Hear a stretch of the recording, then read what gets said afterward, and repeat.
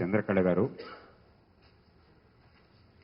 వారు రాజమండ్రి జోన్కి తూర్పుగోదావరి జిల్లాలో జిల్లా చాలా పెద్దది కాబట్టి జోన్లుగా విభజించింది పార్టీ.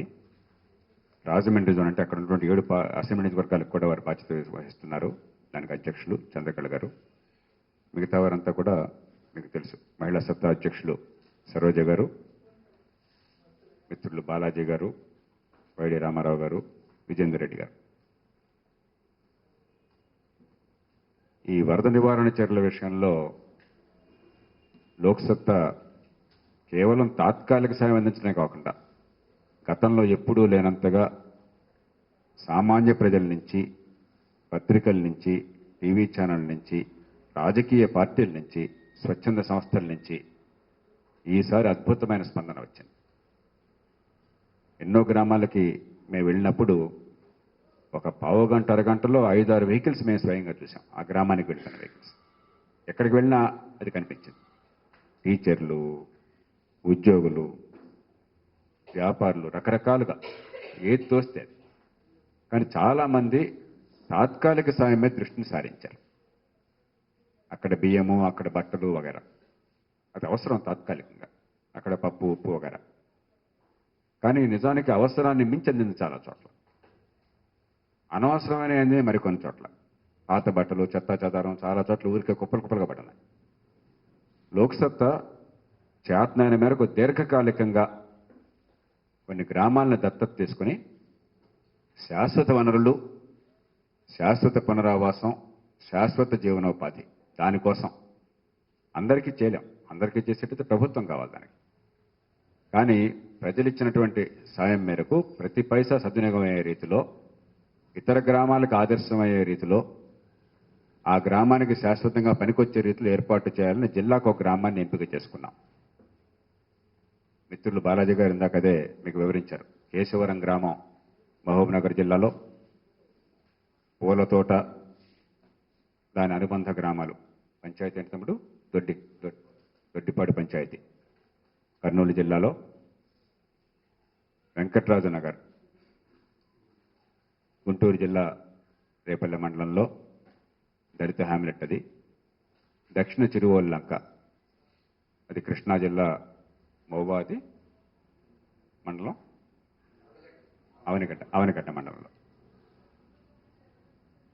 ఈ 4 గ్రామాల్లో ఇప్పటికి ఖర్చైన మొత్తం మీకు చెప్పారు. 14,68,000 ఎంతో అయింది ఇప్పటికీ. ఇంకా మిగిలిన పథకాలు చేపట్టడం జరుగుతున్నది. దీర్ఘకాలికంగా ఆ గ్రామాల్లో చేతనైన మేరకు మౌలికమైన మార్పు రావాలని మేము ఆ గ్రామాలన్నింటిలో కూడా ప్రజలను ఒక కోరిక కోరాం.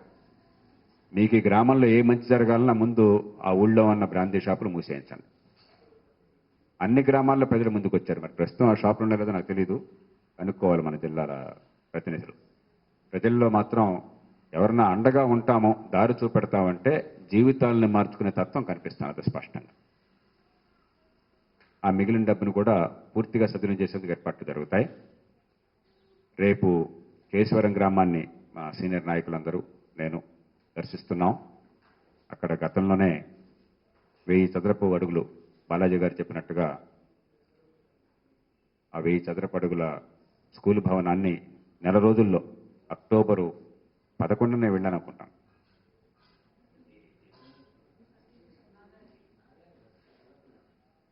నవంబర్ 9 కల్లా అయిపోయింది. ఒక నెల రోజుల్లో పూర్తి చేస్తా ఉన్నాం. నెల రోజుల కల్లా బిల్డింగ్ పూర్తయింది. సగర్వంగా చెప్తున్నాను అన్నమాట. అట్లాగే కర్నూలు జిల్లాలో ఈ పూలతోట గ్రామంలో రివర్స్ ఆస్మాసిస్తో మంచినీళ్ళ ఏర్పాటు కోసం తుంగభద్ర తీరాన ఉన్నప్పటికి కూడా, అది తుంగభద్ర కదా, తుంగభద్ర తీరాన ఉన్నప్పటికి కూడా అక్కడ మంచినీళ్ళు లేవు. కాబట్టి రివర్స్ ఆస్మాసిస్ ప్లాంట్ని పూర్తి చేయడం జరిగింది. రేపు ఆ మంచినీళ్ళ పథకాన్ని ఆ గ్రామస్తులతోనే ప్రారంభించి ఏర్పాటు చేస్తున్నాం. కాబట్టి పూలతోట గ్రామానికి కూడా నేను వెళుతున్నాను. శాశ్వత ప్రాతిపదికన పునరావాస చర్యల్ని పార్టీలు కానీ స్వచ్ఛంద సంస్థలు కానీ చేపట్టడానికి ఇది ఒక పునాది అవుతుందని మేము భావిస్తున్నాం. లోక్సత్తా ఎప్పుడైతే దత్తత తీసుకునే ఏర్పాటు చేసిందో కొంతమంది సినీ తారలు, మరికొంతమంది ప్రముఖులు వారు కూడా ముందుకొచ్చి మేము కూడా ఒక గ్రామాన్ని తీసుకుంటామని తీసుకున్నారు. కాబట్టి దీర్ఘకాలికంగా ఒక ఎంగేజ్మెంట్ కావాలి. ప్రజల నుంచి వచ్చే సాయము, అక్కడ శాశ్వత వనరులు, అక్కడ వారి ఆదాయం పెరగడం కోసం ఏర్పాట్లు, అక్కడ ప్రజల్లో ఉత్తేజం, ధైర్యం కలగడం కోసం ఏర్పాట్లు. అవి లేకపోతే తాత్కాలికంగా ఏదో ఇచ్చేసి వెళ్ళిపోతే ప్రజల్ని బెచ్చగాళ్ళని చేసిన వాళ్ళం అవుతాం. ఆ లక్ష్యంతో చేశాం. దానికి సహకరిస్తున్నటువంటి దాతలకి, ఆ గ్రామాల్లో ప్రజలకి, ఆయా జిల్లాల్లో లోక్సత్తా కార్యకర్తలకి, నాయకత్వానికి మనసారా అభినందనలు తెలియజేస్తున్నాం. రేపు ఆ 2 జిల్లాల్లో కూడా పర్యటన ఉంటుంది. ఇక ఈవేళ రాష్ట్రం అంతా కూడా విషాదం నిండినటువంటి రోజు. ముక్కు పచ్చలారన్నటువంటి 8 ఏళ్ల పసిపాపని, చిదిమిన పాల్గారు బొగ్గల పసిపాపని 3 రోజుల క్రితం ఒక డ్రైవర్ని దారుణంగా చంపి, మరి ఈ గొడవలో డ్రైవర్ని చంపే సంగతి మర్చిపోతున్నాం మనం చాలామంది. పాపం ఆ కారు నడిపే డ్రైవరు ఆ కుటుంబానికి, ఆ పిల్లలకి చాలా విశ్వాసంగా ఉంటూ వారిని రక్షించడం కోసం పూనుకున్న డ్రైవర్ని చంపేసి మరి 2 పిల్లల్ని కిడ్నాప్ చేయబోతే ఆ బాబు అదృష్టవశాత్తు తప్పించుకోవటం, ఈ అమ్మాయి, ఈ చిన్నారి పాప ఆ దుర్మార్గులకి బందీ కావటం, మరి నిన్న బయటపడ్డట్టుగా బందీ అయిన గంటల్లోనే ఆ పసిపాపని, అమాయకమైన పాపని దారుణంగా చంపేయటం, చంపేసి లోహాలని కరిగించేటువంటి ఆ బాయిలర్లో పడేయటం, శరీరం గుర్తుపట్టినంతగా ఆ చిన్నారి శరీరాన్ని విచ్ఛిన్నం చేయడం, ఇవి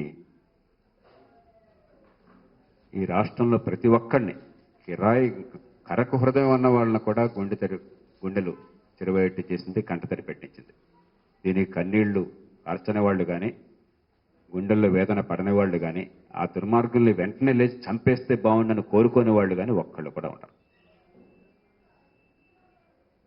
ఈవేళ మళ్ళీ వచ్చిన దుర్వార్త, భయంకరమైన దుర్వార్త. ఆ పిల్లల్ని కన్న తండ్రి నిన్నేమో గుండెపోటు వచ్చి ఆసుపత్రిలో చేరడం, ఈవేళేమో ప్రాణం కోల్పోవడం. దీనిలో లోక్సత్తా పార్టీ దృష్టిలో 3 అంశాలున్నాయి. ఆ కుటుంబానికి సరే మనం అందరం సానుభూతి చెప్తాం, చెప్పని వాళ్ళు ఉండరు. మన ఆ ఊరెళ్ళి వాళ్ళ ఇంటికి వెళ్ళి వాళ్ళ సానుభూతి చెప్తే వాళ్ళందరికీ అదనంగా ఇబ్బంది గురి చేయడం తప్ప దానివల్ల వచ్చే ఫలితం కంటే ఇప్పుడు ఇలాంటి పరిస్థితికి సమాజం ఎలాంటి స్పందన చూపెట్టాలి, అది కీలకం. ఎందుకంటే మనలో ఏ ఒక్కళ్ళు కూడా ఇది జరగగానే నా పిల్లలు బయట ఉన్నారు, ఇప్పుడు ఏమైపోతారో అని చెప్పిన భయంతో తల్లడిల్లని వాళ్ళు ఒక్కళ్ళు లేరు. 2 ఏళ్ల పిల్లలు కానీ, 5 ఏళ్ల పిల్లలు కానీ, 10 ఏళ్ల పిల్లలు కానీ, 15 ఏళ్ల పిల్లలు కానీ, ముఖ్యంగా ఆడపిల్లలు అయితే మరీ భయం. కొంచెం 18, 20 ఏళ్ళు వచ్చినా కూడా భయం, ఒంటరిగా వెళితే ఏమైపోతున్నారని చెప్పిన భయంతో తల్లడిల్లిపోయిన వాళ్ళు, తమ పిల్లల గురించి తలుచుకునే వాళ్ళు గత 24 గంటల్లో ఈ రాష్ట్రంలో ఒక్కళ్ళు కూడా ఉండరు. అంటే సమాజం భయంతో వణికిపోతున్నది. మొట్టమొదటి సమాజం నుంచి రావాల్సిన స్పందన కేవలం ఆస్తుల తగాదాల కోసమో, డబ్బుల పంపకాల కోసమో, లేకపోతే మాత్సర్యంతోనో, కుటుంబంలో ఉండే ద్వేషాలతోనో, స్పర్ధలతోనో చిన్నారి బిడ్డల్ని కూడా కిరాతకంగా చంపేంత స్థాయికి ఈ సమాజం జగదారిందని చెప్పని. ప్రతి సమాజంలో కొందరు దుర్మార్గులు ఇప్పుడు ఉంటారు, 100కి 1, 2, 5 ఉంటారు.